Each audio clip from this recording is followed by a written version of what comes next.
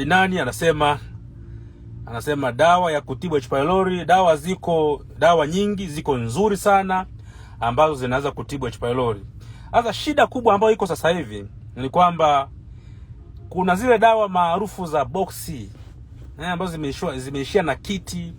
Kuna hizi dawa zenye amoxicillin, hizi dawa maarufu sana ambazo tulizisoma chuoni.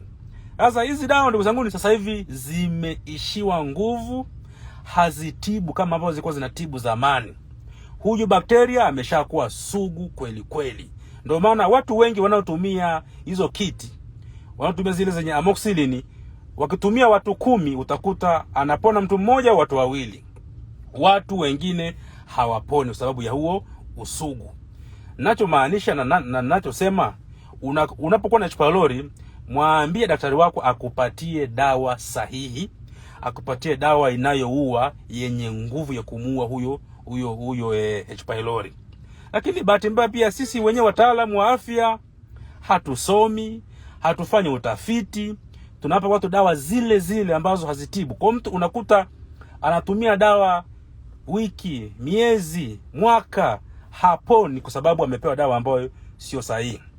Kwa Adinani ni kumwona daktari akupatie dawa sahihi. Na dawa haziwezi kutajwa hadharani kwa sababu kila mtu ana mwili wake, ana vipimo vyake, ana hitaji lake la dawa. Kwa hiyo mambo ya dawa, muone daktari private aweze kukushauri ni dawa gani ya kutumia.